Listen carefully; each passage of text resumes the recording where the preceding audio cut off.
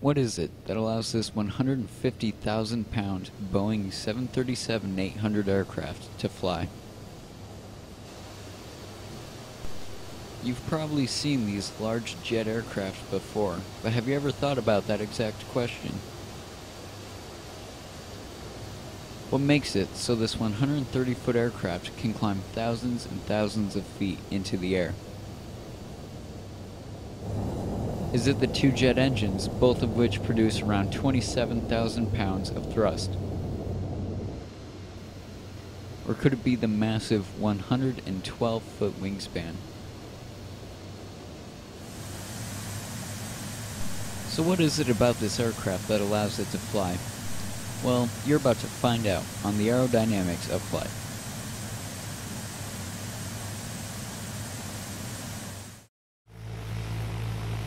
To find our answer, we'll climb into the smaller Cessna 172 SP Skyhawk. It may not be a 150,000-pound jet, but the same principles apply. Most people probably understand that on an airplane, the wings are what allows it to fly, while the propeller or jet engines drive it forward. This is a good base of knowledge for your average Joe, however, a pilot should know there's much more to it than just that.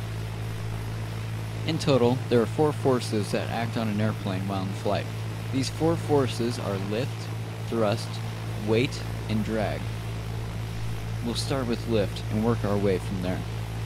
Now, the wing itself doesn't generate lift, it's more about the shape of the wing. The wing is shaped like an airfoil. In normal forward flight, wind passing over the wing, called relative wind, is what helps the airfoil generate lift. When air is moving across the airfoil, it is forced to move faster across the top than it is along the bottom. The slower moving air across the bottom puts more pressure upwards on the wing than the faster moving air across the top. This in turn creates lift. This is known as Bernoulli's principle. So while the wings are creating the force of lift, which is pulling the aircraft up, we also have the force of thrust pulling the aircraft forward. This is created by the propeller.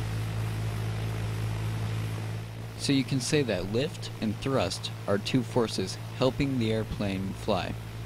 Now let's look at the other side of that, the 2 forces that counteract these 2. Those forces would be weight and drag. First we'll look at weight. The material used to build this aircraft, along with the pilot and baggage weight, known as payload, and the fuel weight, all make up gross weight. Gross weight, along with gravity, all act as weight pulling down on the aircraft.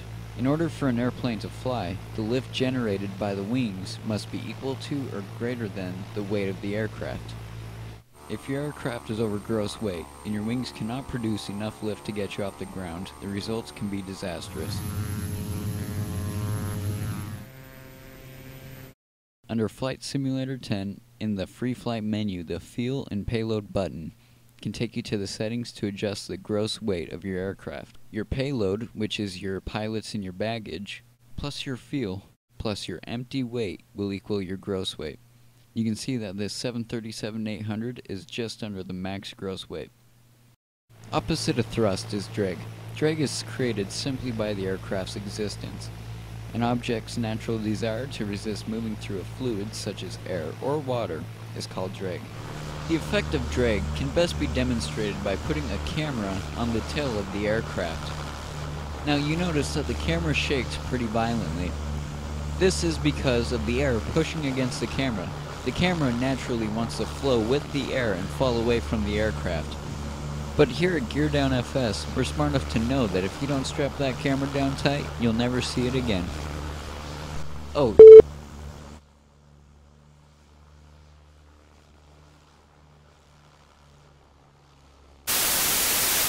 On second thought, maybe we could tighten those up just a little bit more. But what a perfect example of drag. Now, just like before with lift and weight, thrust must be equal or greater than drag in order for an airplane to fly. Okay, so let's recap. Lift is the force created by the airfoil shape of the wing. Gravity, along with the gross weight of the aircraft, acts as a weight pulling down. The lifting force, pulling up, must be equal to the weight pulling down in order for an aircraft to fly. Thrust is produced by the propeller or jet engine, pulling air through the system and moving the aircraft forward, thus creating more lift on the airfoil. Drag is the natural force of an object resisting movement through a fluid, like air.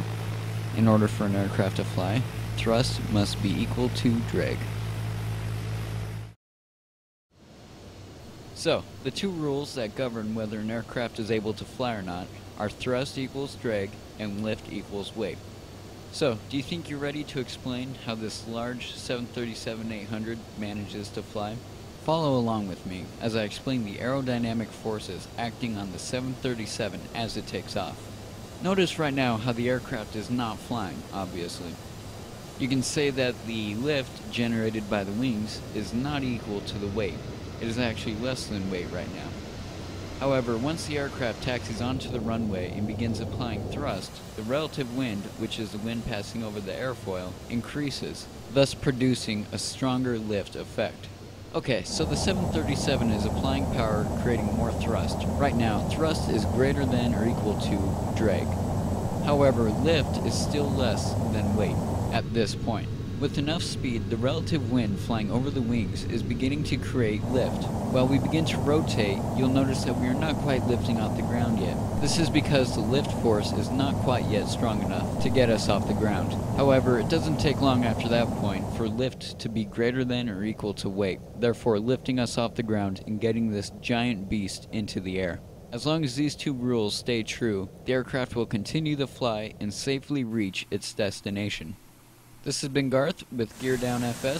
Thank you for watching, and we'll see you next time.